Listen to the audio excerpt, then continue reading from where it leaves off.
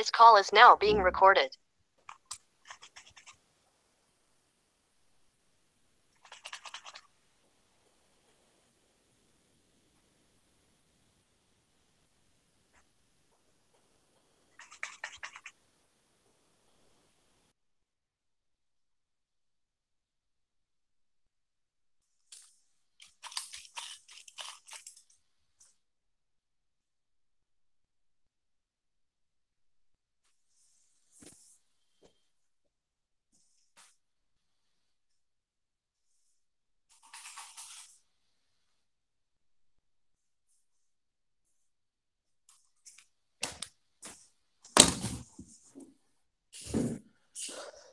ठीक है बेटा, स्टार्ट करते हैं ना। मैं स्क्रीन शेयर कर रहा हूँ, आप लोग देखो फटाफट।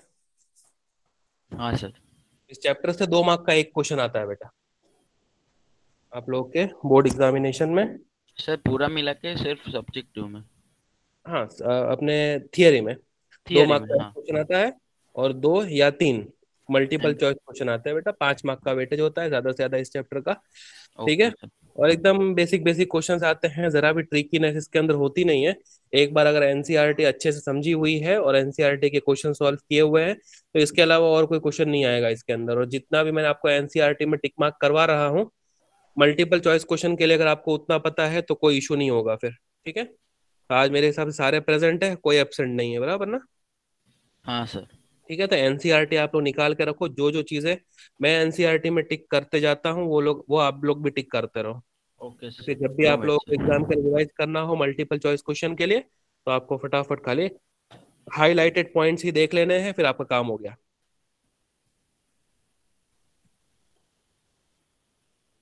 ठीक है।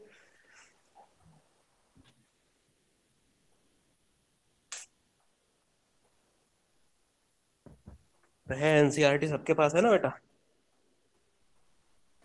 हाँ ठीक है। सर। तो एनसीईआरटी का जो पेज नंबर 1 है, मतलब जो भी पेज है आपका ये, इसमें आपको कुछ भी नहीं पढ़ना है। इसके आगे आपको कुछ भी नहीं पढ़ना है। इसके आगे आपको कुछ भी नहीं पढ़ना है, और 6.1 से आपको पढ़ना शुरू करना है। 6.1 से। ठीक है। ओल्ड एनसीईआरटी में तो ये सब चीजें दी हुई भी नहीं थी। इससे ऊपर जो जितनी भी चीजें दी हुई हैं वो सब इतिहास लिखा हुआ है। ठीक है। उसका केमिस्ट्री से कोई लेना देना नहीं है, कभी उसके ऊपर कोई क्वेश्चन भी नहीं आएगा आपका। ठीक है ना। तो 6.1 से आपको पढ़ना शुरू करना है आज के लेक्चर में बेटा, 6.1 से।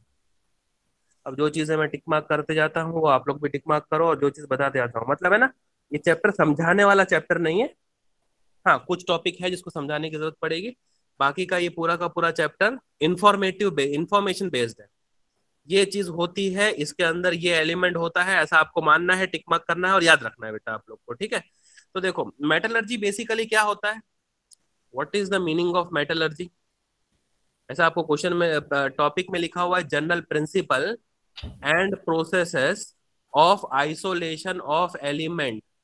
इसी का दूसरा नाम होता है बेटा मेटलर्जी। तो what do you understand by the term metallurgy. Metallurgy क्या होती है, किसी भी ओर में से मेटल। उसके हाँ। मेटल को एक्सट्रैक्ट कर लेना, उसी को हम लोग बोलते हैं बेटा मेटलर्जी।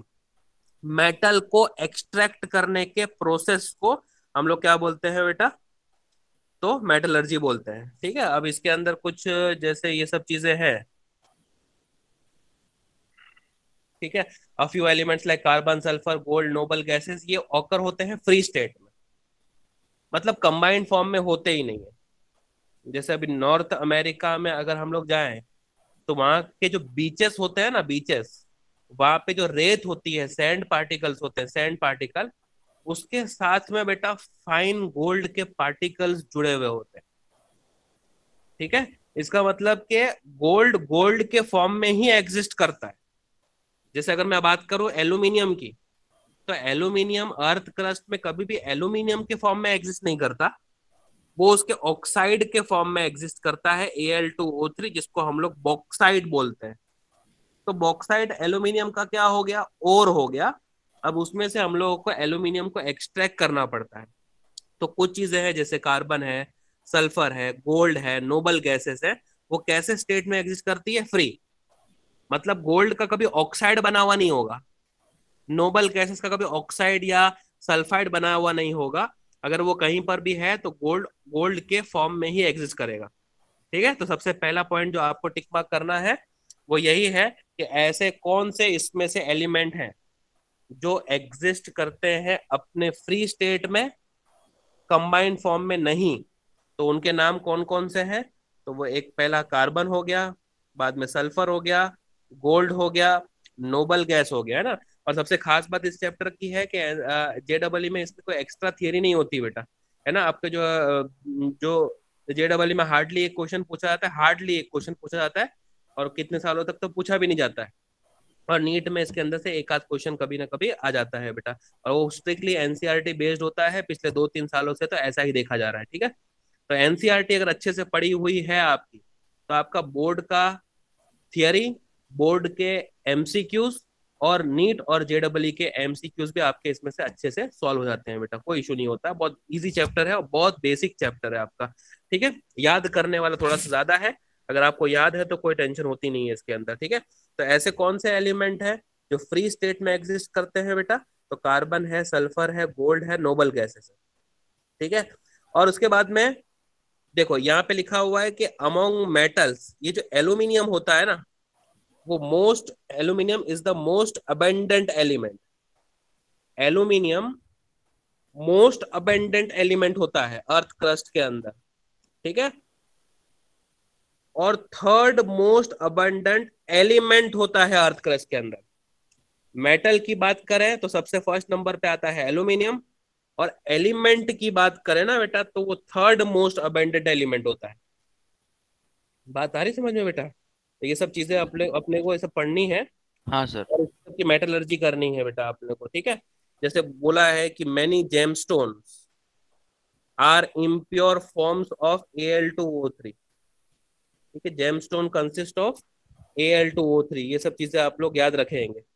जो जेम रूबी होता है, रूबी नाम सुना होगा कभी आप लोगों के, उसके अंदर हाँ सर। क्रोमियम की इम्प्योरिटी होती है। सब मेटल है।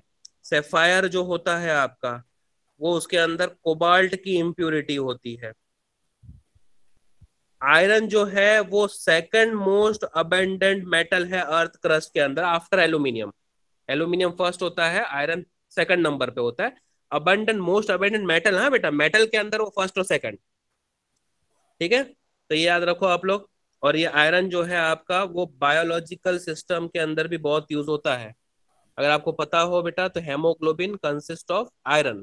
ठीक है ना, तो बायोलॉजिकल सिस्टम के अंदर भी काम आता है। तो ये सब मेटल के बारे में बता रहे हैं।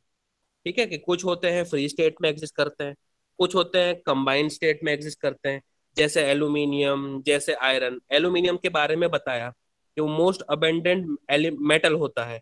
सेकंड नंबर पे किसका आता है? तो आयरन का आता है। जेम्स रूबी के अंदर कौन सी इंप्यूरिटी होती है? क्रोमियम की। सेफायर के अंदर कौन सी इंप्यूरिटी होती है? कोबाल्ट की। कोबाल्ट की, ठीक है, हाँ सर। बहुत सारे जेमस्टोन्स जो होते हैं वो इम्प्योर फॉर्म किसके होते हैं? Al2O3 के। तो ये सारी के सारी आप लोगों को अभी फिलहाल के लिए क्या मिली बेटा? इंफॉर्मेशन मिली। ठीक है, कुछ भी इसके अंदर समझाया नहीं, पूरा का पूरा इंफॉर्मेशन था। आप लोगों को इसको सुन लेना है और एक बार याद कर लेना है बेटा अच्छे से, और कुछ नहीं है ये चैप्टर में, पूरे के पूरे चैप्टर में बेटा। ठीक है, अब होते हैं जो एक्सट्रैक्शन प्रोसेस होती है मेटल की, वो किस में से होती है बेटा? ओर में से होती है। ठीक है, और एक वर्ड होता है, एक मिनरल करके एक वर्ड होता है। मिनरल का मतलब क्या? नेचुरली ऑकरिंग केमिकल सब्सटेंस है, जिसको अर्थ क्रस्ट में से ऑब्टेन किया है और जिसके अंदर मेटल हो। ठीक है, उसको बोलते हैं मिनरल।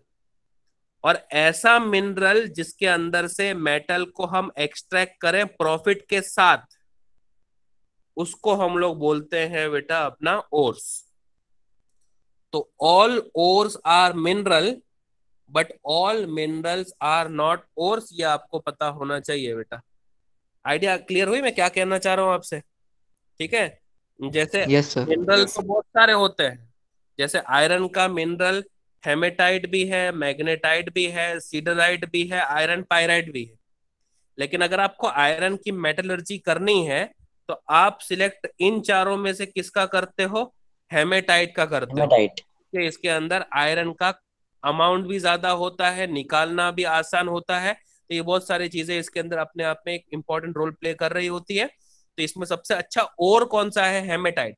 मिनरल तो सबके सब है फिलहाल के लिए, देखिए चारों के चार और भी हैं बेटा, ठीक है, इनके अंदर आयरन का परसेंटेज बहुत ज्यादा होता है, लेकिन कुछ होता है मिनरल, ठीक है। जैसे मैंने अगर 100 रुपया खर्चा किया, 100 रुपीज मैंने खर्चा किया मेटलर्जी ऑफ आयरन में, और मेरे को मिला 75 रुपीज का आयरन, 75 रुपीज का आयरन मेरे को मिला 100 रुपया खर्चा करने के बाद, तो क्या मैंने प्रॉफिट किया बेटा? नहीं ना। 100 रुपए का खर्चा किया, कैसे भी करके उस मिनरल में से मैंने आयरन निकाला और मेरे को 75 रुपीज दिया भंगार वाले ने, तो मैंने 25 रुपए का लॉस कर दिया। तो ये घाटे का सौदा हुआ, ये मुनाफे का सौदा नहीं था। तो इसका मतलब जिस चीज को मैंने पकड़ा था ना, वो मिनरल तो है लेकिन और नहीं है। लेकिन अगर मैंने मेटलर्जी करी 100 रुपए की और आयरन निकला 200 रुपए का, ठीक है, तो ये बार 100 रुपए का मैंने मुनाफा कर दिया बेटा। तो जिसके अंदर से मैंने आयरन को एक्सट्रैक्ट किया था वो मिनरल तो है, लेकिन साथ में दूसरा क्या है? और भी है। तो जितने भी ओर्स होते हैं वो सब मिनरल तो होते ही है, लेकिन जितने मिनरल होते हैं वो सारे के सारे और हो ऐसा कोई जरूरी नहीं है। तो और के अंदर ये वर्ड आपको पता होना चाहिए बेटा, प्रॉफिट। ऐसा मिनरल जिसमें मेटल को हम एक्सट्रैक्ट तो कर लें बेटा, लेकिन प्रॉफिट के साथ करें, तो उसको हम लोग बोलेंगे और अपना, ठीक है। तो मिनरल क्या होते हैं? Naturally occurring substance obtained from mining which contains our metal. Naturally occurring substance होना चाहिए, माइनिंग करके हमने ऑब्टेन किया है जिसके अंदर मेटल हो, उसको बेटा हम लोग बोलते हैं mineral. But those minerals from which metal can be extracted profitably, ऐसा मिनरल जिसमें मेटल को एक्सट्रैक्ट करा जा सकता है प्रॉफिट के साथ, तो उसको हम लोग बोलेंगे बेटा अपना और। तो क्या आइडिया क्लियर है बेटा कि मिनरल क्या होते हैं और क्या होते हैं? हाँ ना बेटा, कुछ बोलो।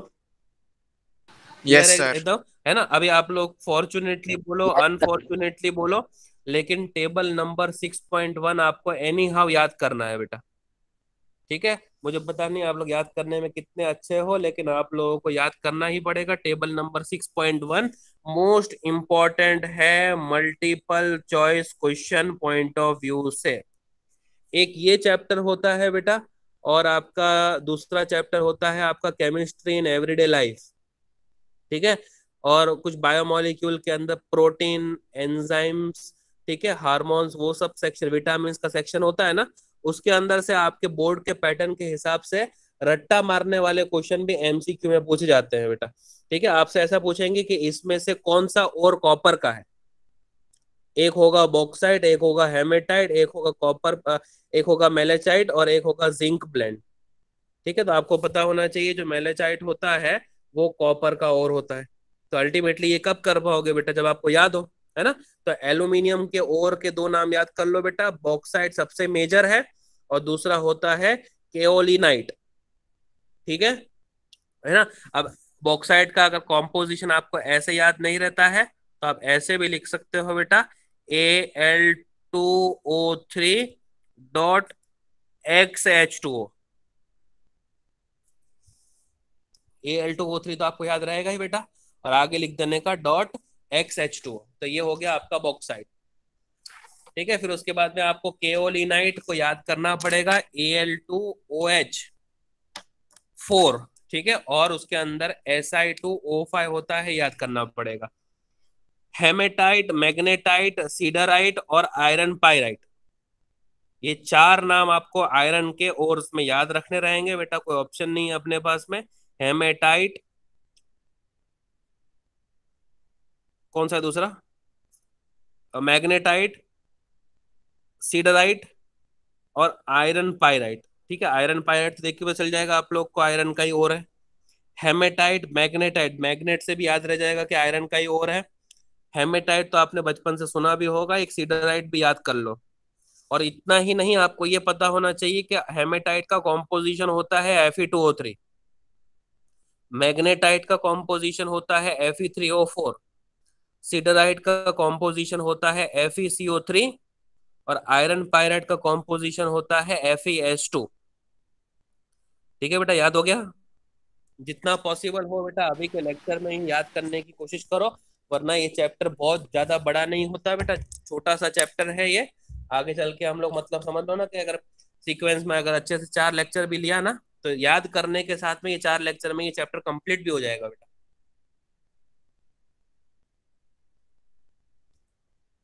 याद करो आयरन के ओर्स कौन कौन से हैं? हेमेटाइट, मैग्नेटाइट, सीडराइट और आयरन पायराइट। हेमेटाइट का होता है Fe2O3, मैग्नेटाइट का होता है Fe3O4, फिर सीडराइट मतलब आयरन का कार्बोनेट है, और आयरन पायराइट का मतलब आयरन का सल्फाइड है। हो गया, याद हो गया? स्क्रीन हटाने के बाद बेटा पूछूंगा आप लोगों से, याद कर लो। ठीक है, और एल्यूमिनियम का कौन सा था?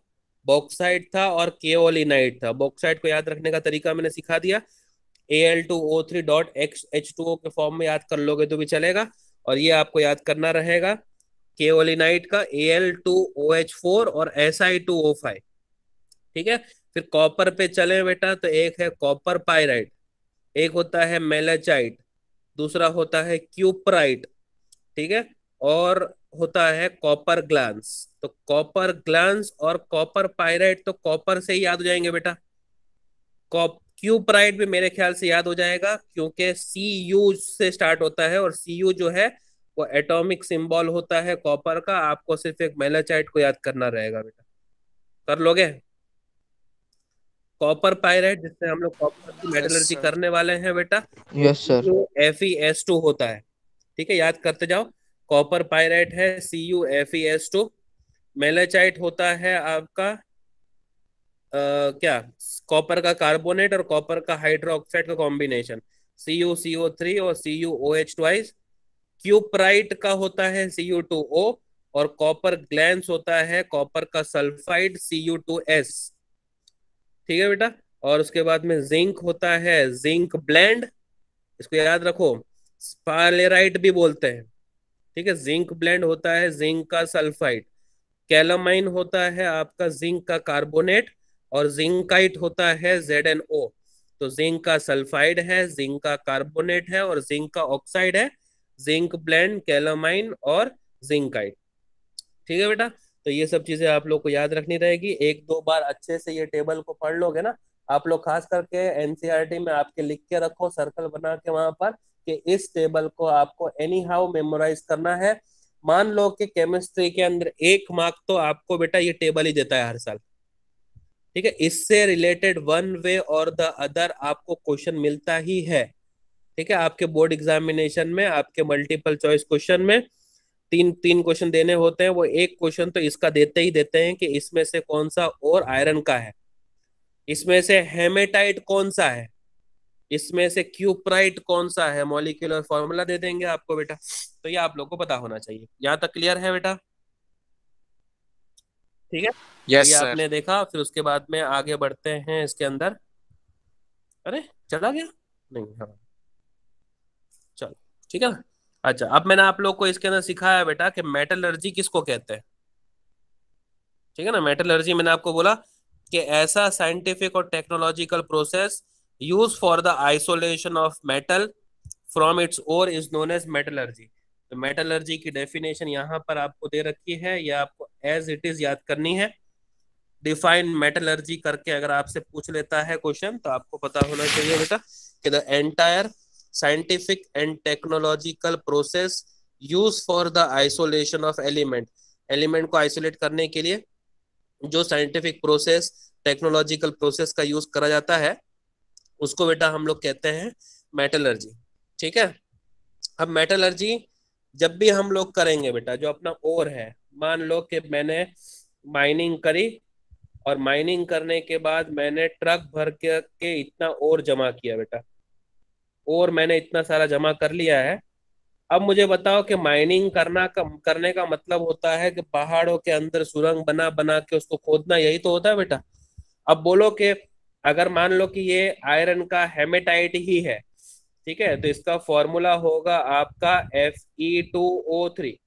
ये होगा ना बेटा, Fe2O3 होगा हेमेटाइट मतलब, Fe3O4 आपका मैग्नेटाइट होता है। तो हेमेटाइट Fe2O3 है, मतलब मैं इसमें से चाहता हूं कि मेटल को एक्सट्रैक्ट करूं, मतलब आयरन को एक्सट्रैक्ट करूं। लेकिन पहली बात तो आयरन उसके कौन से फॉर्म में है, ऑक्साइड के फॉर्म में है, Fe2O3 के फॉर्म में। अब बताओ कि इसके अंदर ये पूरा का पूरा और क्या Fe2O3 से बना हुआ होगा? नहीं, Fe2O3 के एक पार्टिकल के साथ में क्ले का पार्टिकल होगा, मिट्टी का पार्टिकल होगा, अनवांटेड चीजें होंगी बहुत सारी। तो ये Fe2O3 अपना और है बेटा। इसके अलावा जितनी इम्प्योरिटी आपके नेचुरली ऑकरिंग सैंपल में होगी ना बेटा, उसको आप कहते हो गैंग। क्या कहते हो उसको? गैंग। ठीक है। एंड और rarely contains only a desired substance. It is usually contaminated with earthy or undesired material known as gang. अरे समझ आया आप लोग को क्या कहना चाह रहा हूं मैं? Yes sir. Yes sir. जरा 2 मिनट ये टेबल एक बार वापस आप लोग याद करो, मैं 2 मिनट में आया।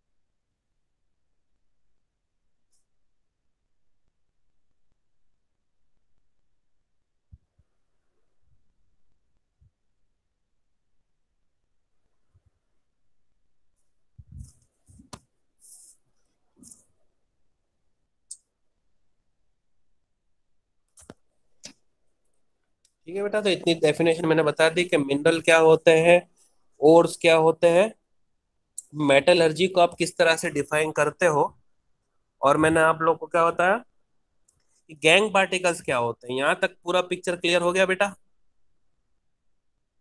है ना? यस आपका सर। जब भी और आप ट्रक भर भर के माइनिंग करके आप जो सैंपल कलेक्ट करके आपके लैब में लेके आओगे, तो उसका मैं तो कहता हूँ बेटा कि 25% ही आपका हार्डली और होगा, और बाकी का जो 75% होता है ना, वो अनवांटेड क्ले के पार्टिकल होंगे, पत्थर होंगे, मट्टी होगी, ये सारी चीजें होगी, अनडिजायरेबल कंपाउंड्स होंगे इन शॉर्ट। तो ऐसे अनडिजायर्ड मटेरियल को, जो कंटेमिनेशन का हिस्सा है बेटा, उसको हम लोग बोलते हैं आपका गैंग। ठीक है। तो आपने माइनिंग करी, सैंपल कलेक्ट किया, गैंग पार्टिकल को रिमूव करा, मेटल को एक्सट्रैक्ट करा, इस प्रोसेस को ही मेटलर्जी बोलते हैं। और मेटलर्जी ना बेटा, ये 3 स्टेप्स में होती है। Metallurgy takes place in 3 steps. उसमें से पहले स्टेप का नाम है आपका कॉन्सेंट्रेशन ऑफ ओर। दिख रहा है पहला बेटा major step, concentration of ore. Ore का कॉन्सेंट्रेशन, ये पहला है। अरे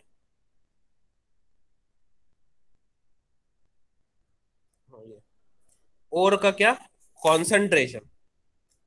कॉन्सेंट्रेशन का मतलब क्या होता है? सिंपल सा कंसेप्ट है कि आपने जो ट्रक भर के सैंपल कलेक्ट किया है, उसके अंदर से आपकी 75% जो गैंग पार्टिकल है, उसको जितना हो सके रिमूव करो, उसको बोलते हैं कॉन्सेंट्रेशन। आपके जो सैंपल है उस सैंपल में आपके ओर का अमाउंट धीरे धीरे धीरे करके बढ़ना चाहिए, उसको बेटा बोलते हैं कॉन्सेंट्रेशन। ठीक है। अब कॉन्सेंट्रेशन करने के बाद भी क्या आपको आयरन मिल चुका है? नहीं, आपको तो मिला है बेटा अभी भी Fe2O3, बराबर ना। आपका और जो था वो तो Fe2O3 कंसिस्टिंग था, तो आपको अभी भी क्या मिला है बेटा? तो क्या मिला है? Fe2O3 मिला है। तो उसमें से इस O को भी रिमूव करने का बाकी है, तभी आपको क्या मिलेगा? आपका आयरन, मतलब मेटल। मतलब आप जो मेटलर्जी कर रहे हो उसके अंदर आपको मेटल ही तो चाहिए। ठीक है, तो आपको Fe को लाना है, तो उसको बोलते हैं isolation of metal from its concentrated ore. ठीक है। अब तीसरा स्टेप इसके अंदर क्या होगा आपका? ये दूसरा स्टेप हो गया। तीसरा स्टेप क्या होगा कि आपको इसमें से जो आयरन मिला है उस आयरन के अंदर भी अभी 1%, 2%, 3% जैसी इम्प्यूरिटी होगी। अब उसको आप क्या कर लो? प्यूरिफाई कर लो या रिफाइन कर लो अच्छे से, तो वो आपका हो जाएगा तीसरा step, purification of the metal. क्या यहां तक मैं एकदम क्लियर हूं बेटा? तीन स्टेप जो आपको पढ़ने हैं उसमें से पहला है आपका यस सर। कॉन्सेंट्रेशन। कॉन्सेंट्रेशन का मतलब ज्यादा से ज्यादा गैंग पार्टिकल को रिमूव करना। अब गैंग पार्टिकल को रिमूव करने के बाद डायरेक्ट आपका आयरन थोड़ी बच गया है। आपका जो आयरन है अभी भी वो ऑक्साइड के फॉर्म में है बेटा, Fe2O3 के फॉर्म में है। तो उसमें से वो ओ फॉर्मूला में से वो ओ को भी निकालने का है आपको, तब जाके आपको आयरन मिलेगा। तो दूसरा स्टेप क्या करना है? Isolation of metal from its concentrated और फिर जो आपको आयरन ऑप्टेन मिला है उसके अंदर हो सकता है कि 1%, 2%, 0.5% जैसी इम्प्यूरिटी रही हो, बाद में वो इम्प्यूरिटी को भी रिमूव कर लेना है। मतलब आपको टोटली क्या कर देना है उसको? तो रिफाइन कर देना है, और उसको बोलते हैं प्यूरिफिकेशन ऑफ मेटल। ये चैप्टर में आपको ये तीन स्टेप्स पढ़ने हैं और ये चैप्टर खत्म हो जाएगा बेटा। Concentration of the ore, isolation of metal from its ore, और लास्टली आपका प्यूरिफिकेशन ऑफ मेटल। तो ये पहला स्टेप, ये दूसरा स्टेप और ये तीसरा स्टेप। समझ में आ गया आप लोग को? यहाँ तक क्लियर है एकदम? और उसके अंदर yes yes sir. Sir. Yes sir. Principle होते हैं, इलेक्ट्रोकेमिकल के प्रिंसिपल होते हैं। तो ये सारी चीजें अभी आप लोग को पढ़ना शुरू करना है बेटा। ठीक है। तो आपका जो हेडिंग ही होगा बेटा, अभी जो हम लोग पढ़ने चालू कर रहे हैं वो है आपका कॉन्सेंट्रेशन ऑफ ओर। ठीक है। कॉन्सेंट्रेशन ऑफ ओर को दूसरे दूसरे तरीके से बुलाते हैं। वो क्या है? या तो आप उसको कॉन्सेंट्रेशन बोलो, या आप उसको बोलो ड्रेसिंग बोलो, और या उसको आप लोग बेनिफेक्शन ऑफ ओर बोलो। है ना? ये जितनी भी चीजें मैं टिक मार्क कर रहा हूँ ना बेटा, ये आप लोग को टिक मार्क करनी है। ठीक है। क्योंकि ऐसे ही आप लोग को मतलब क्वेश्चंस के फॉर्म में फंसा लेते हैं, और इसके अंदर और कोई दूसरे तरह का क्वेश्चन नहीं पूछा जा सकता। ठीक है। एक्सप्लेन बेनिफेक्शन ऑफ ओर, ऐसा बोला तो आपको पता होना चाहिए ना बेटा, बेनिफेक्शन का मतलब कुछ और नहीं होता, कॉन्सेंट्रेशन ही होता है। एक्सप्लेन ड्रेसिंग ऑफ ओर मतलब कॉन्सेंट्रेशन, और कॉन्सेंट्रेशन का मतलब तो आपको मैंने बता ही दिया बेटा, किसको ज्यादा से ज्यादा रिमूव करना? गैंग पार्टिकल को रिमूव करना ज्यादा से ज्यादा, और अपने ओर को हो सके उतना कॉन्सेंट्रेट करना बेटा। है ना? तो देखो पहले ही लाइन में उसका डेफिनेशन लिख ही दिया है उन्होंने कि रिमूवल ऑफ अनवांटेड मटेरियल। कौन एग्जाम्पल? Sand, clays etcetera. किस में से? From the ore. क्या बोलते हैं उसको? कॉन्सेंट्रेशन, या फिर ड्रेसिंग, या फिर बेनिफेक्शन ऑफ ओर। बहुत सारे स्टेप्स होते हैं। उस स्टेप का जो सिलेक्शन है ना, वो डिपेंड करता है कि आप किस मेटल को एक्सट्रैक्ट कर रहे हो, आपके पास में अवेलेबल फैसिलिटीज क्या क्या है, इन्वायरमेंटल फैक्टर क्या कह रहा है आपका। तो ये सब चीजों को नजर में रखते हुए आप लोग डिसाइड करते हो कि आपको कौन सी टेक्निक यूज करनी है कॉन्सेंट्रेशन ऑफ ओर करने के लिए। समझ में आया आप लोग को? कॉन्सेंट्रेशन के दो नाम और पता चले, बेनिफेक्शन और ड्रेसिंग। कॉन्सेंट्रेशन का मतलब क्या होता है? अनवांटेड पार्टिकल, जिसको आप गैंग बुलाते हो, उसको ज्यादा से ज्यादा रिमूव करने को ही बोलते हैं। कौन सा सब कौन सा आप मेथड यूज करोगे कंसंट्रेशन के लिए, वो डिपेंड करता है कि आपका इन्वायरमेंटल फैक्टर क्या कह रहा है, आपकी अवेलेबल फैसिलिटीज आपके पास कौन कौन सी है, आप किस टाइप के मेटल को एक्सट्रैक्ट कर रहे हो, तो ये सारी चीजें। ठीक है, तो अब हम लोग वन बाय वन करके कंसंट्रेशन करवाने के टेक्निक्स को देखेंगे, जिसमें से पहला है बेटा आपका हाइड्रोलिक वॉशिंग। ठीक है, जिसमें से पहला है आपका हाइड्रोलिक वॉशिंग। अब हाइड्रोलिक वॉशिंग क्या होता है जरा ये समझ लो आप लोग। ठीक है, मैं आपको एकदम सिंपल तरीके से बताता हूँ हाइड्रोलिक वॉशिंग।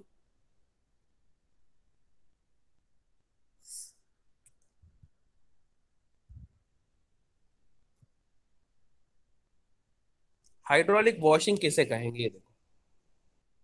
ठीक है, हाइड्रोलिक वॉशिंग क्या करेंगे ना, अर्थ सरफेस पर ऐसे जिग जैग मैनर में सरफेस को इस तरह से डिजाइन करेंगे कि बहुत सारे जिग जैग मैनर में हो। यहां पर लगाएंगे आपका ऊपर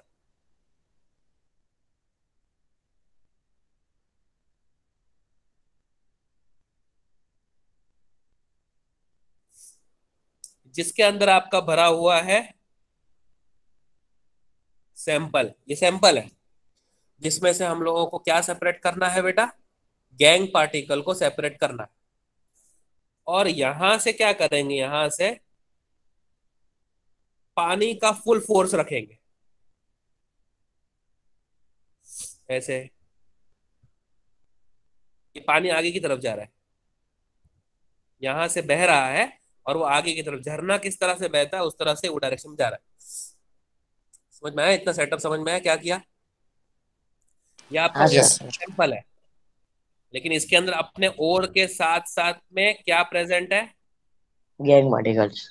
गैंग पार्टिकल्स। इन दोनों को सेपरेट करने का है अपने को। और ओर और गैंग पार्टिकल में मान लो कि जो ओर है वो है हैवी, और जो गैंग पार्टिकल है वो आपका है लाइटर, हल्का है, और ओर आपका हैवी है। मतलब दोनों में किस चीज का डिफरेंस है, वेट। डेंसिटी का डिफरेंस है। रेंज। हैवी होने के वजह से नीचे सेटल हो जाता है, एक लाइटर होने के वजह से पानी में तैरता है। अब जैसे यहां से ढक्कन खोलोगे आप, वैसे और गिरने लगेंगे नीचे की तरफ ऐसे। अब जो हैवी होगा ना, जो आपका ओर है, वो जमा होने लग जाएगा, यहाँ पे थोड़ा आगे चला जाएगा तो यहाँ पे थोड़ा आगे चला जाएगा तो यहाँ पे थोड़ा आगे चला जाएगा तो यहाँ पे। और क्योंकि आपका गैंग पार्टिकल लाइटर है, वो तैरेगा और पानी के फोर्स के वजह से वो चला जाएगा आपका आगे। इसको हम लोग बोलते हैं वॉशिंग, पानी को यूज करके वॉशिंग। और ऐसे वॉशिंग को हम लोग हाइड्रोलिक वॉशिंग बुलाते हैं। समझ में आया setup. Yes yes sir. Yes sir. Problem है इसमें, नो सर। एकदम इजी था बेटा कंसेप्ट, या हाइड्रोलिक वॉशिंग का कंसेप्ट था। और मैंने आपको बोला ना कि कंसंट्रेशन के लिए आप वो मेथड को यूज करोगे जो आपके सूटेबल कंडीशन में बैठता है। मतलब आप देखोगे कि इसके अंदर जो गैंग पार्टिकल है वो बहुत हल्का है और आपका और हैवी है, तो आपके लिए कौन सा मेथड यूजफुल रहा, हाइड्रोलिक वॉशिंग। तो हाइड्रोलिक वॉशिंग का कंसेप्ट इस तरह से है, तो ये मैंने आपको समझा दिया। पहला था आपका हाइड्रोलिक वॉशिंग। ठीक है, उनकी स्पेसिफिक ग्रेविटी मतलब डेंसिटीज इनकी अलग अलग होगी। ठीक है, एक स्ट्रीम ऑफ रनिंग वाटर इसके अंदर यूज करा जाता है। ठीक है, लाइटर जो गैंग है वो वॉश्ड अवे, और हैवियर जो ओर होता है वो लेफ्ट बिहाइंड। तो इसके अंदर मतलब आपका ये पूरा का पूरा पैराग्राफ ही इंपॉर्टेंट है। अगर आप लोग को हाइड्रोलिक वॉशिंग, जो कि एकदम लीस्ट इंपॉर्टेंट क्वेश्चन है बेटा, आज तक नहीं देखा गया कि बोर्ड के अंदर उन्होंने इतने बड़े इतने चैप्टर में से हाइड्रोलिक वॉशिंग ही पूछ लिया हो। तो ऐसा कभी होता नहीं है, लेकिन बाई चांस कभी हाइड्रोलिक वॉशिंग पूछ लिया तो आप एकदम कंसेप्चुअली एकदम क्लियर होने चाहिए बेटा। कुछ प्रॉब्लम इसके अंदर नो आगे सर। बढ़ो, है ना। चलो यस सर। अब मेरे को कौन समझाएगा कि मैग्नेटिक सेपरेशन मेथड पहली बात तो यूज कब करेंगे, और यूज करेंगे तो किस तरीके का रिजल्ट आएगा, है ना। सर सेपरेशन मेथड सर बहुत यूज method होता है। तो सर मैं करो। हाँ बोल बोल बोल तो जाए, सर बोला करो ना, मेरे को लगा ही था कि ये चैप्टर आप लोग के इंटरेस्ट में बैठेगा बेटा। हाँ बोलो, मैं सुन रहा हूँ, बोलो। हाँ सर, सर ये मैग्नेटिक सेपरेशन सर, जब कोई मेटल होता है आयरन सपोज हम हाँ ले, तो उसके हाँ, अगर टाइप ऑफ अंदर इम्प्योरिटीज। मतलब हाँ, मेटलर्जी, टाइप ऑफ अगर आप मेटल। आयरन की कर रहे हो ना, तो आपका जो ओर है वो मैग्नेटिक है, और हाँ गैंग सर, पार्टिकल मैग्नेटिक तो ऑब्वियसली मैग्नेटिक नहीं होगा, ठीक है। नॉन मैग्नेटिक हो गया सर। हाँ नॉन हाँ, मैग्नेटिक होगा तो। तो उसमें सैंड और कुछ भी हो सकता है, तो हम लोग क्या करेंगे, जो पाउडर और होता है उसको हम्म, एक बेल्ट पे डालेंगे, जो मैग्नेटिक बेल्ट होता है, और वो नीचे तक होता है थोड़ा सा। तो हम्म, वो उसके ऊपर डालेंगे तो वो कन्वेयर जैसा होता है, तो फिर वो आगे जाता है। और जो हाँ थोड़ा जो मैग्नेटिक कर्व पे है उस पे आयरन और स्टिक होके थोड़ा साइड पे गिरेंगे, और जो सैंड है वो ऐसे ही आगे, उसके आगे थोड़े गिर जाएंगे, वेरी क्योंकि गुड वो बेटा, है ना। मैग्नेट नहीं हाँ तब। वेरी गुड वेरी गुड, बहुत अच्छे समझाया बेटा। ये रोलर है आपका, ये बेल्ट है, इसके ऊपर ओर को, पाउडर्ड ओर को आपने पीस करके डाला है, ठीक है। जो मैग्नेटिक होगा ना, वो आपका चिपका हुआ रहेगा टोटल यहाँ तक, ठीक है। और अगर जो मैग्नेटिक नहीं है, तो वो तो सीधा जैसे बेल्ट यहाँ पहुंचेगा वो फट से यहाँ पर गिर जाएगा, ठीक है। तो गैंग पार्टिकल नॉन मैग्नेटिक है तो वो सेपरेट हो जाएंगे, आपका जो ओर है वो मैग्नेटिक है वो अलग डब्बे में कलेक्ट हो जाएगा। तो इस तरीके का आपको मैग्नेटिक सेपरेशन होगा बेटा, है ना। तो मैग्नेटिक सेपरेशन में सबसे पहले, अगर एग्जाम में पूछा जाता है, बहुत कम चांसेस है पूछे जाने के, लेकिन अगर पूछा जाता है तो आपको ये डायग्राम बनाना रहेगा। मैं आपको हमेशा बोलता हूँ बेटा कि जब भी किसी मेथड के अंदर कोई डायग्राम हो तो आप उसको जरूर बनाएं। कि एक बार डायग्राम बना दिया ना उस लड़के ने, इसका मतलब ये है कि वो कंसेप्चुअली बहुत स्ट्रांग है, और उसने जो लिखा होगा वो सही ही लिखा होगा। और आपने मतलब जो अपने टूटी फूटी लैंग्वेज में जो भी लिखा है उसमें आपको पूरा का पूरा 2 मार्क्स मिल जाता है बेटा, ठीक है। मैग्नेटिक सेपरेशन किसी को लगता है कि मेरे को नहीं समझ में आया, मोहम्मद सर वापस समझाओ जरा। नो सर, मैग्नेटिक नहीं सर, समझ में आ गया। सेपरेशन मेथड बेटा बेटा आप लोगों ने पहले से पढ़ा हुआ है, तो मेरे हिसाब से कुछ समझाने की ज्यादा जरूरत नहीं है इसके अंदर। तो मैं आगे बढ़ जाता हूँ, इसके अंदर कोई तकलीफ। No sir. चलो आगे बढ़े। थर्ड मेथड, ठीक है। तो टाइप ऑफ मेटल आपका कौन सा है, उसके बेसिस पर आपने मैग्नेटिक सेपरेशन मेथड को सिलेक्ट किया, ठीक है। ओर और गैंग में हल्का कौन है और लाइटर कौन है, उसके बेसिस पर आपने हाइड्रोलिक वॉशिंग को सिलेक्ट करा था, वो भी याद रखो।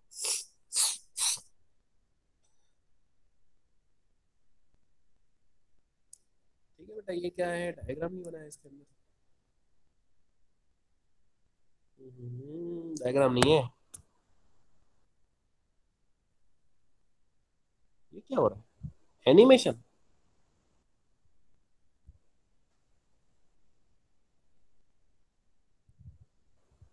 ठीक है बेटा, सर ये शायद लोड हो रहा होगा डायग्राम। हाँ डायग्राम क्या हो रहा है, लोड हो रहा है शायद। तो अभी लोड हुआ तो अपने को चलेगा नहीं ना यार, दूसरा कुछ चालू करके देखते हैं। किसी के पास है फ्रॉथ फ्लोटेशन का टेक्स्ट, अपना ये टेक्स्ट बुक है किसी के पास। हाँ सर। अच्छा हाँ आ गया सर। रहने, आ गया ना। हाँ आ गया आ गया आ यस गया। सर। हाँ सर, आगे। यस सर, आ गए। ओ हाँ, बहुत अच्छी बात है, आ गया। चलो कुछ नहीं, आ गया ना। अच्छा अब फ्रॉथ फ्लोटेशन मेथड बेटा, फ्रॉथ फ्लोटेशन मेथड ये सबसे इंपॉर्टेंट है, और ये बहुत बार एग्जाम में पूछा हुआ भी क्वेश्चन है, ठीक है। मैंने आपको बोला हाइड्रोलिक वॉशिंग इतना इंपॉर्टेंट नहीं है, दूसरा जो आपका मेथड था मैग्नेटिक सेपरेशन इतना इंपॉर्टेंट नहीं है, 10th स्टैंडर्ड तक पढ़े हुए हैं, उसको एक कॉन्सेंट्रेशन का हिस्सा होता है, उन्होंने बता दिया। अब जो सबसे ज्यादा इंपॉर्टेंट है वो आपका है फ्रॉथ फ्लोटेशन मेथड। सबसे पहली लाइन सबसे ज्यादा इंपॉर्टेंट है कि ये मेथड को यूज तभी करा जाएगा जब आपका और कौन सा हो, तो सल्फाइड और, ठीक है। सल्फाइड ओर के लिए यूज करा जाता है ये method. This method is use for removing gang, gang remove करने के लिए ही तो यूज करेंगे बेटा, लेकिन किस में से, सल्फाइड ओर में से, ठीक है। अच्छा अब इसमें चीजों की जरूरत पड़ती है, आपका पाउडर ओर है, पानी में आपने बना दिया है उसको, कुछ कलेक्टर्स यूज करे जाते हैं, फ्रॉथ को स्टेबलाइजर यूज करे जाते हैं। ठीक है, आपका जो कलेक्टर है वो है पाइन ऑयल, फैटी एसिड्स, ज़ैंथेन। ठीक है, नाम याद रखना है। फ्रॉथ जो जनरेट करते हैं बेटा, पाइन ऑयल हो सकता है। फ्रॉथ का मतलब पता है ना आपको? हाँ सर। झाग जिसको बोलते हो आप लोग, है ना? तो फ्रॉथ प्रोड्यूसर कौन कौन से हैं आपके? Pine oil, fatty acid, xanthates. ठीक है, और फ्रॉथ को स्टेबलाइज करने के लिए, फ्रॉथ है ना, बनेगा और with in a fraction of second चला भी जाएगा, ऐसा हो सकता है? तो नहीं, अपने को तो फ्रॉथ थोड़ी देर तक उसके अंदर चाहिए। तो फ्रॉथ को स्टेबलाइज करने के लिए जिसका यूज करा जाता है उसको बोलते हैं क्रेसोल्स या फिर एनिलीन। ठीक है, तो कलेक्टर्स कौन कौन से? Pine oil, fatty acid, xanthates. ये तीनों नाम याद रखना है बेटा। बहुत बार एमसीक्यू में पूछे गए हैं कि out of the following which are the collector used in the froth flotation method. ये तीन नाम है बेटा, पाइन ऑयल, फैटी एसिड और ज़ैंथेन। और फ्रॉथ स्टेबलाइजर इनमें से कौन कौन है बेटा? तो एनिलीन है और क्रेसोल। क्या करते हैं ना, इसके अंदर, ये डब्बे के अंदर आपका सल्फाइड और डाला है, साथ में पानी डाला है, कलेक्टर में से पाइन ऑयल, फैटी एसिड या ज़ैंथेन में से कुछ डाला है, फ्रॉथ को स्टेबलाइज करने के लिए क्रेसोल या एनिलीन में से कुछ डाला है। फिर क्या करते हैं, जो ये एजिटेटर है, जो ये फास्ट घूमने वाला है, कि जब ये घूमेगा ना बेटा तभी तो फ्रॉथ जनरेट होगी। ठीक है, तो इसके अंदर से एयर पास करेंगे तो फ्रॉथ का जनरेशन बहुत अच्छा होगा बेटा। और इसको घुमाएंगे फास्ट, तो क्या होता है ना कि जो अपना ओर पार्टिकल है, ओर, वो आपके फ्रॉथ के साथ में बाहर आता है, और जो आपका गैंग पार्टिकल होता है वो बेस पे सेटल हो जाता है। दूसरा डब्बा यहां पर लगा के जितना भी फ्रॉथ है वो सब इसमें ट्रांसफर कर देंगे, धीरे धीरे करके फ्रॉथ सारा रिमूव कर देंगे, तो जो बच जाएगा वो आपका सल्फाइड और बच जाएगा। बोलो, समझ में आ गया? एकदम यस सर। अच्छा बेटा, बेटा है ना। फ्रॉथ के साथ में आपका आ जाएगा कौन? अपना और जो सेटल डाउन हो जाएगा वो आपका गैंग पार्टिकल। तो अलग अलग डब्बे में हो गए आपके और गैंग पार्टिकल। तो गैंग पार्टिकल को कब से रिमूव करने के मेथड को ही तो हम लोग बेटा कॉन्सेंट्रेशन ऑफ और बोल रहे हैं ना। ठीक है, तो क्या क्या करना है आदित्य, इसको समझाओ बेटा फटाफट। क्या क्या चीजें डालनी है इसके अंदर? बस ये डायग्राम बनाने का है बेटा, 2 मार्क्स से ऊपर कोई क्वेश्चन पूछता नहीं है इसके अंदर। डायग्राम बनाने का है और उसको खाली एक्सप्लेन कर देना है बस।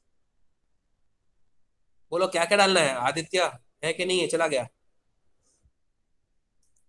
सर इसमें एनिलीन अपने डालते हैं स्टेबलाइजर के जैसे तौर पे सबसे अपने पहले ये मेथड जो है वो कौन से और के लिए है, ऐसा बोलने का बेटा। This method is use for the which ore? Sulphide sulphide और। अगर अपने पास सल्फाइड और का कोई सैंपल है तो उसको एक डब्बे में कलेक्ट कर लेंगे, ऊपर से डाल देंगे पानी। फिर क्या पानी। डालेंगे ऊपर से? कलेक्टर्स। कलेक्टर्स कौन कौन से हैं? बोलो बेटा, आप लोग बोलते ही नहीं हो यार। कलेक्टर कौन कौन से हैं? Pine pine oil. पाइनल से पाइन ऑयल, और फैटी एसिड या ज़ैंथेन। एंजाइमेट्स। लेकिन फ्रॉथ को स्टेबलाइज भी करना पड़ेगा, तो फ्रॉथ स्टेबलाइजर कौन कौन है? क्रेस्टोर और एनिलीन है। तो दोनों में से कुछ भी ले लिया करेंगे, है ना। वो एजिटेटर में से हवा डाल के, एयर पास करके उसको जब फास्ट रोटेट करेंगे ना तो बहुत सारा झाग, फ्रॉथ प्रोड्यूस होगा। नेचुरल प्रॉपर्टी है कि फ्रॉथ के साथ में हमारा क्या आ जाएगा? सल्फाइड और जो इम्प्योरिटी रहेगी वो सेटल डाउन हो जाएगी आपके डब्बे पे। फ्रॉथ को अलग करके, फ्रॉथ को खत्म करके जो हमारे पास रह जाएगा वो अपना सल्फाइड और ही है बेटा। ठीक है, समझ में आ गया। मैं एक बार रीड भी कर लेता हूँ कि this method is use for removing gang from sulphide और बराबर है। सस्पेंशन ऑफ पाउडर और बनाया जाता है पानी में। कलेक्टर जैसे यूज करा जाता है pine oil, fatty acid, xanthan। Enhances non wettability of mineral particle. जो आपका मिनरल होता है ना, वो ऐसे खुद ब खुद पानी के साथ में नहीं आएगा। तो ये सब जो कलेक्टर्स है ना, वो वेटेबिलिटी ऑफ मिनरल को इनहांस करती है ताकि उसका फ्रॉथ के साथ में आने की कैपेसिटी बढ़ जाए। फ्रॉथ स्टेबलाइजर यूज करा जाता है स्टेबलाइज करने के लिए फ्रॉथ को। आगे देखो लिखा है, ये स्टेटमेंट अच्छा है। The mineral particles becomes weight by oil while gang particles are wet by water। ये जो स्टेटमेंट है ना बेटा, यहां से लेके द मिनरल पार्टिकल से लेके वाटर तक, इसके लिए वहां पर लिख के रखना, वहां लिख के रखना कि principle of froth flotation method. इसी को बोलते हैं principle of froth flotation method. कभी कभी आपसे ऐसा पूछ लेगा 1 मार्क के लिए, 1 मार्क आपसे पूछ लेगा कि डिफाइन लीचिंग, और दूसरा पूछ लेगा आपसे कि फ्रॉथ फ्लोटेशन का प्रिंसिपल क्या है। तो आप याद रखेंगे बेटा कि जो मिनरल पार्टिकल्स है आर वेटेड बाय ऑयल, मतलब जो आपका मिनरल है वो आपके फ्रॉथ के साथ आएगा और गैंग पार्टिकल वाटर के अंदर ही रह जाएगा। इसका मतलब यही है, लेकिन देखो ये लैंग्वेज इस तरह से यूज करी जाती है कि the mineral particle becomes weight by oil while gang particles by water। Pedal डाल के एजिटेट करते हैं इस मिक्सचर को, हवा डाल के फ्रॉथ जनरेट होती है, मिनरल पार्टिकल उसके साथ में आ जाता है। ठीक है, फ्रॉथ को फिर स्कीम्ड ऑफ कर देते हैं, बाद में ड्राई करते हैं, अपने और पार्टिकल को रिकवर कर लेते हैं। अब एक बार आप रीड कर लोगे बेटा, आपका ही हो जाएगा। ठीक है, अब इसके अंदर फ्रॉथ फ्लोटेशन के अंदर एक डिप्रेसेंट करके वर्ड होता है, आप लोग देखो वहां पे लिखा हुआ भी है।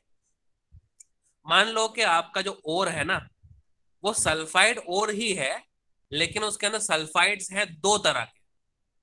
मान लो कि एक है जिंक का सल्फाइड और एक है लेड का सल्फाइड। जैसे लिखा हुआ भी वहां पर ZnS और PbS दिख रहा है। एक आपका ZnS है और एक आपका PbS है। तो दोनों ही कैसे हैं बेटा? सल्फाइड के। अब अगर नॉर्मल फ्रॉथ फ्लोटेशन मेथड करेंगे तो आपका जो झाग प्रोड्यूस होगा उसके अंदर ये दोनों ही चले जाएंगे। कौन कौन? ZnS भी चला जाएगा और आपका PbS भी चला जाएगा। लेकिन अगर आप सिलेक्टिवली दोनों में से किसी एक को चाहते हो कि बाहर निकले, मतलब मान लो कि आप चाहते हो कि PbS मेरा आना चाहिए, ZnS वहीं पर रुका रहना चाहिए, तो आप जिस सब्सटेंस का यूज करते हो उस सब्सटेंस को बोलते हैं डिप्रेसेंट्स। अरे आ रहा है बेटा कुछ समझ में? व्हाट आर डिप्रेसेंट करके भी आपके यस सर। क्वेश्चन पूछे गए।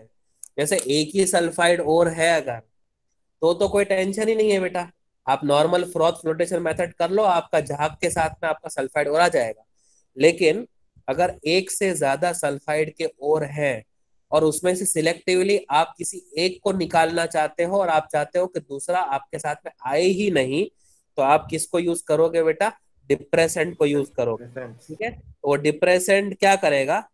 सिलेक्टिवली किसी एक और को बाहर निकालेगा और दूसरे को नहीं निकालेगा। जैसे मैं आपसे बोल रहा हूं कि ZnS और PbS है, तो उसमें जो डिप्रेसेंट यूज करा जाता है वो है आपका NaCN। क्या करता है NaCN? तो ZnS को आने से रोकता है और PbS को आने देता है अपने साथ में। ठीक है, अभी क्या मैकेनिस्टिकली क्या है ये सब में आपको नहीं पढ़ना है बेटा, आप लोग को इंफॉर्मेशन कलेक्ट करनी है और आप लोग को याद करना है इसके अंदर। तो मेरे हिसाब से फ्रॉथ फ्लोटेशन मेथड को मैंने आपको बहुत अच्छे से समझा दिया, समझ में आ गया? कोई दिक्कत है इसके अंदर? सर डाउट है मुझे। हाँ बोलना बेटा। सर इतना सारा फ्रॉड प्रोड्यूस कैसे होता है? बस वही है बेटा, फ्रॉथ को प्रोड्यूस करना पड़ेगा और उसी का खर्चा है इसके अंदर। जैसे कलेक्टर्स वगैरह यूज कर रहे हो आप लोग, पाइन ऑयल, फैटी एसिड, और इतना फास्ट रोटेट कर रहे हो। जैसे वॉशिंग मशीन के अंदर फ्रॉथ कैसे प्रोड्यूस होता है? अपन सर उसमें पाउडर होता है ना? हाँ पाउडर होता है, तो इसमें भी तो कलेक्टर डाला है ना हमने। अच्छा। तो कलेक्ट, और उसके बाद में फ्रॉथ एक बार जनरेट हो गया तो उसको स्टेबलाइज करने के लिए फ्रॉथ स्टेबलाइजर भी डाला है। हाँ हाँ हाँ देखा बेटा कि एक बार हाँ फ्रॉथ सर। जनरेट हो गया तो वो रहेगा फिर, क्योंकि एनिलीन और क्रेसोल भी डाला हुआ है ना उसके अंदर। हाँ वो सर। वॉशिंग मशीन में तो कैसा होता है कि फ्रॉथ प्रोड्यूस होता है पाउडर की वजह से, और वो धीरे धीरे करके बबल्स के फॉर्म में फुट जाता है और फ्रॉथ खत्म होने हम्म। लगता है। तो इसलिए हम लोगों ने हाँ यहाँ सर। पर फ्रॉथ स्टेबलाइजर भी यूज किए कि फ्रॉथ बने और साथ में रहे भी सही उसके अंदर, रहे। ठीक है। और ये हाँ छोटे से डब्बे में मैं आपको बता रहा हूँ, वरना तो ये एक पूरा एक्सपेरिमेंटल सेटअप होता है इंडस्ट्रियल लेवल पर बड़े बड़े यहाँ पर क्या मटेरियल यूज करे जाते हैं उसके अंदर, ठीक है ना। अच्छा अच्छा सर। तो अब समझ गया। क्रूशल मुझे बोल के बताएगा पूरा प्रोसेस बेटा डिप्रेसेंट को यूज करके। बोलो बेटा, ये बहुत इंपॉर्टेंट है, आज के लेक्चर का सबसे इंपॉर्टेंट बताया मैंने आफ्टर डेफिनेशंस। क्रूशल है कि नहीं है? है सर। हाँ तो क्रूशल बोलो बेटा। सर उसके बाद डिस्टरबेंस ऐसा बोल रहा है अच्छा डिस्टर्बेंस क्रूशअप है। के बाद। अब्दुल बोलेगा बेटा, अब्दुल हाँ सर बोलता हूँ। बोल बेटा बोल।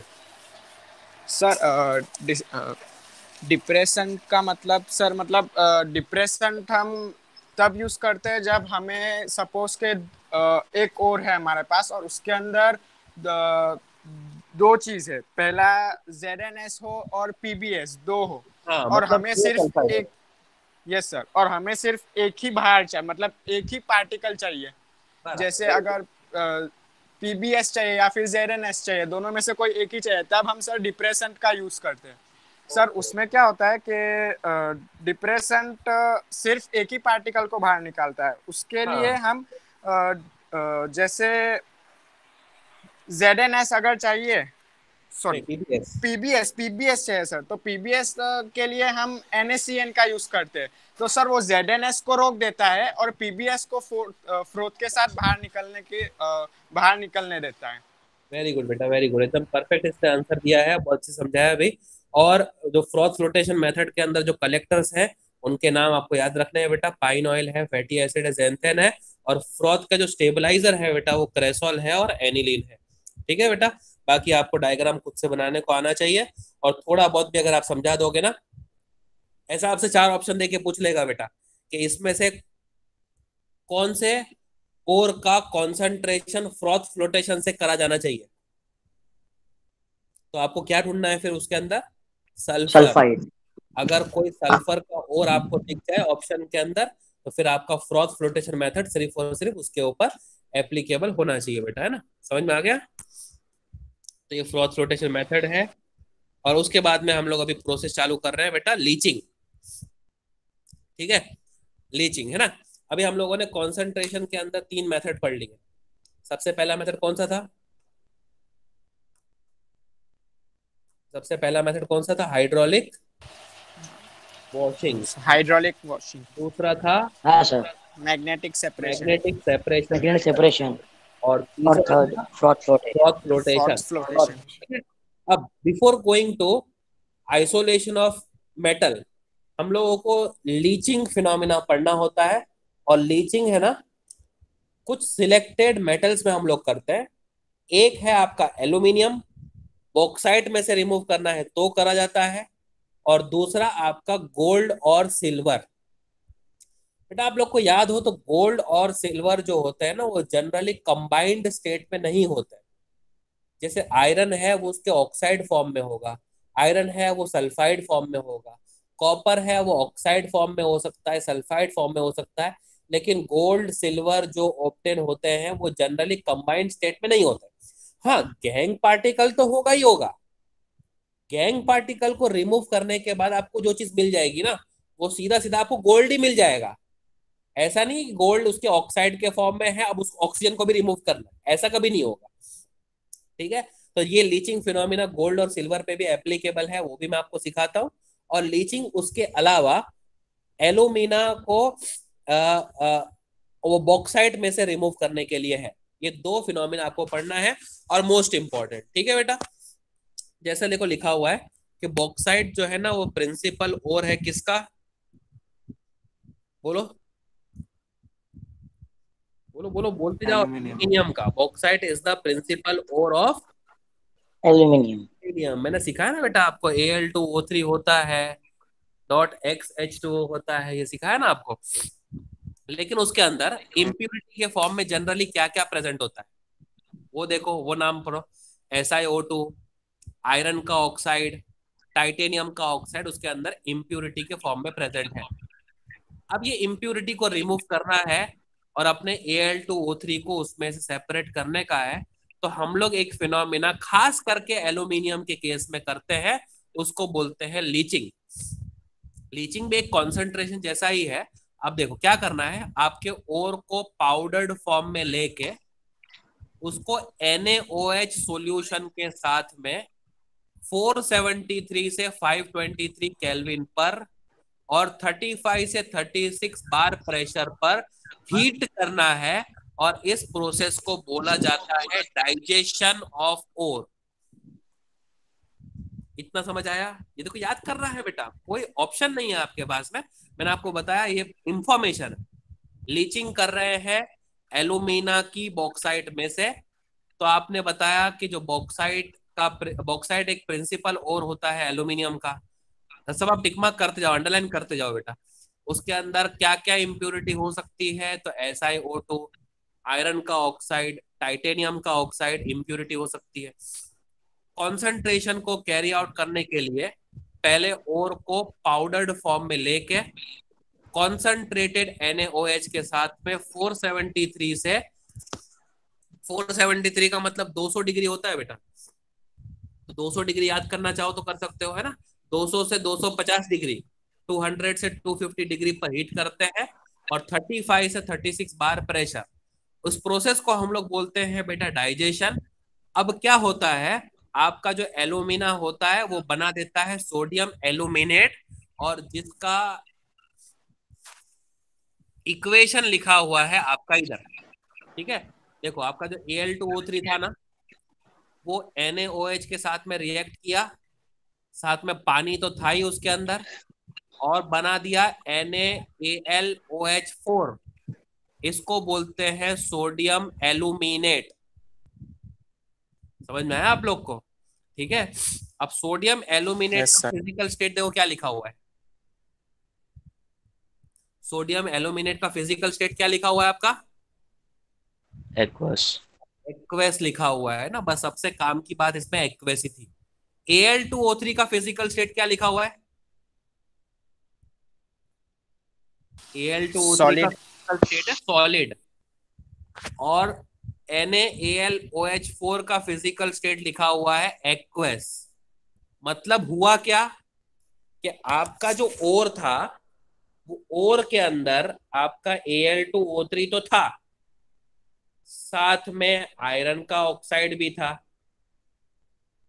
साथ में टाइटेनियम का ऑक्साइड भी था, साथ में आपका SiO2 भी था।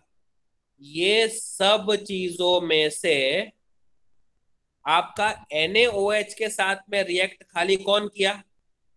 Al2O3, और वो कन्वर्ट हो गया किसके अंदर? इसके अंदर। और उसका फिजिकल स्टेट क्या हो गया? एक्वेस। इसका फिजिकल स्टेट अभी भी सॉलिड, इसका फिजिकल स्टेट अभी भी सॉलिड, इसका फिजिकल स्टेट अभी भी सॉलिड। और आपका जो Al2O3 था वो सोडियम एल्यूमिनेट बना के चला गया सॉल्यूशन के अंदर, उसका फिजिकल स्टेट क्या हो गया? एक्वेस। अब बताओ कि एक लिक्विड को इन तीनों सॉलिड में से सेपरेट करने का है, क्या टेक्निक है आपके पास? सॉलिड को लिक्विड में सेपरेट करने के लिए क्या करोगे बेटा आप लोग? अरे बोलो कुछ, क्या हो गया? अरे चाय बनाने के बाद चाय की पत्ती को चाय में से किस तरह से सेपरेट करते हो?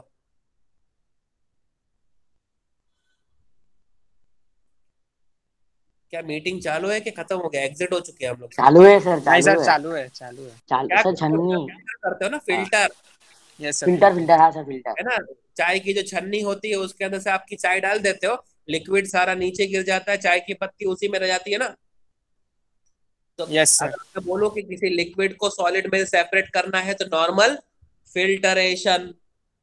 अब क्या हो गया, जितनी भी गैंग पार्टिकल थी आपकी वो सारी रह गई आपकी चाय की छन्नी में, और जो लिक्विड था वो उसमें से सेपरेट हो गया। लेकिन अपना ये जो लिक्विड था वो कौन से फॉर्म में था पहले, Al2O3 में। अभी अपने को वापस किस में चाहिए, Al2O3 के फॉर्म में ही चाहिए। तो फिल्टरेशन करने के बाद में इसके अंदर से कौन सी गैस पास करते हैं हम लोग, कार्बन डाइऑक्साइड गैस। तो फिर से वो बन जाता है Al2O3.XH2 और सोडियम बाइकार्बोनेट इसमें से निकल जाता है। देखा आपने। तो फिर से हम लोग कहाँ पहुंच गए, Al2O3.XH2O सॉलिड। और बाद में क्या करते हैं ना हम लोग, इसमें इसको अगर हीट करेंगे 1470 पर, तो सारा वाटर ऑफ क्रिस्टलाइजेशन इसमें से निकल जाएगा और आपके पास में सिर्फ रह जाएगा Al2O3 इन सॉलिड फॉर्म। क्या हुआ, समझ में आया बेटा? कुछ कुछ चीजें समझ में यस सर। है ना। Yes sir. अब मैं आपको एक चीज सिखाता हूँ। जैसे मान लो कि बेंजोइक एसिड आपने लिया, बेंजोइक एसिड व्हाइट कलर का पाउडर होता है बेटा। पानी लिया, बेंजोइक एसिड को इस पर डाल दिया, गर्म किया, बेंजोइक एसिड पूरा डिसॉल्व हो गया। अलग से इसको एक डब्बे पे रख दिया। अब वापस वो कूलिंग होना शुरू किया, तो धीरे धीरे धीरे करके क्रिस्टल बनना शुरू करेंगे। वापस होगा ना बेटा, पहले डिसॉल्व कर दिया, अब वापस जनरेट हो रहा है, तो उसी को हम लोग बोलते हैं क्रिस्टलाइजेशन। Yes sir. मान लो कि अगर क्रिस्टलाइजेशन ठंडा करने पर स्टार्ट नहीं होता, तो आप क्या करते हो ना बेटा, एक टेक्निक होती है, लैब टेक्निक उसको बोलते हैं। थोड़ा सा सोडियम बेंजोइक एसिड बाहर से आप डाल दोगे इसके अंदर सॉलिड फॉर्म में। तो जैसे एक बेंजोइक एसिड का पार्टिकल इसके अंदर जाएगा ना, धीरे धीरे करके सारे बेंजोइक एसिड निकलना शुरू हो जाते हैं पानी में से। इस प्रोसेस को हम लोग बोलते हैं सीडिंग। क्या बोलते हैं, सीडिंग, बीज डालना, सीडिंग। यहाँ पर वही चीज लिखी हुई है कि आपका जो ये सोडियम एल्यूमिनेट है, कार्बन डाइऑक्साइड गैस पास करने के बाद Al2O3.XH2O में कन्वर्ट तो हो चुका है, लेकिन बाय चांस प्रेसिपिटेशन अगर नहीं हो रहा है तो आप थोड़ा सा उसके अंदर क्या डाल देते हो, Al2O3 ऐड कर देते हो, और इस प्रोसेस को क्या बोलते हैं बेटा, सीडिंग। और इस तरह से आपका Al2O3.XH2O जनरेट हो जाता है। 1470 मतलब 1470 केल्विन पर हीट करने से सारा पानी इसके अंदर से गैस बन करके निकल जाता है, अपने पास में Al2O3 बच जाता है। समझ में आया। तो पहले भी क्या था, Al2O3, बाद में भी क्या बना, Al2O3, लेकिन पहले Al2O3 के साथ में बहुत सारी क्या थी, इम्प्योरिटी, जो अब नहीं है। तो क्या इस प्रोसेस को भी कॉन्सेंट्रेशन बोल सकते हैं बेटा? हाँ ना, कुछ तो बोलोगे नहीं बेटा आप लोग, है ना। Yes sir.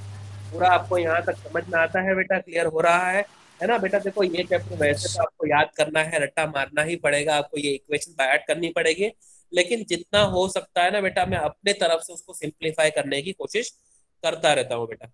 ठीक है। अब देखो, leaching of gold and silver अगर करने का है तो भी क्या करना है, देखो गोल्ड आपका कौन से फॉर्म में है, सॉलिड फॉर्म में है। देखो सॉलिड फॉर्म सॉलिड में। Yes sir. साथ में बहुत सारी क्या प्रेजेंट है, इम्प्योरिटीज। तो आपने क्या डाला ऊपर से, KCN और NaCN, या KCN या NaCN। तो उसके साइनाइड, पानी तो है, एयर तो है, वो आपका जो मेटल होगा ना, वो साइनाइड के साथ में डिसॉल्व होके एक्वस सॉल्यूशन बना लिया। आपकी जो इम्प्योरिटी थी अभी भी सॉलिड फॉर्म में है, आपका जो मेटल है वो लिक्विड फॉर्म में चला गया। फिल्टर करने के बाद में सॉलिड जितना भी था वो सब आपका रिमूव हो गया। आपका जो मेटल है जो साइनाइड फॉर्म में है वो बच गया। एक इलेक्ट्रो पॉजिटिव मेटल के साथ में उसको ट्रीट करा ना, तो जिंक बोलता है गोल्ड को कि तू साइनाइड के साथ में नहीं रह सकता क्योंकि मैं तेरे से ज्यादा इलेक्ट्रोपॉजिटिव हूं। तो गोल्ड बोलता है रहना भी कौन चाहता है, आजा। तो जो जिंक है वो साइनाइड बना लेता है फिर, और मेटल आपका सेपरेट हो जाता है। तो सॉलिड मेटल से ही शुरू किया था, सॉलिड मेटल पे ही खत्म किया। पहले इम्प्योरिटी थी, अब इम्प्योरिटी नहीं है। इसी प्रोसेस को ही तो बेटा हम लोग क्या कहते हैं, आपका कॉन्सेंट्रेशन। समझ में आ गया? Yes sir. पूरा क्लियर है बेटा? तो लीचिंग प्रोसेस का मतलब ही होता है आपका कि सॉलिड को डिसॉल्व करो, इम्प्योरिटी में से सेपरेट करो, और वापस वही सॉलिड को रीजनरेट कर लो बेटा। ठीक है? और आपके गोल्ड और सिल्वर के केस में तो लीचिंग प्रोसेस ही आखिरी प्रोसेस होता है, क्योंकि लीचिंग में आपको आपका गोल्ड मिल गया। अब बाद में तो कोई टेंशन ही नहीं है, गोल्ड और सिल्वर तो वैसे भी अपना ऑक्साइड वगैरह बनाए ही नहीं थे, तो आपका ये मेटल मिल गया बेटा आपको। समझ में आ गया पूरा यहाँ तक?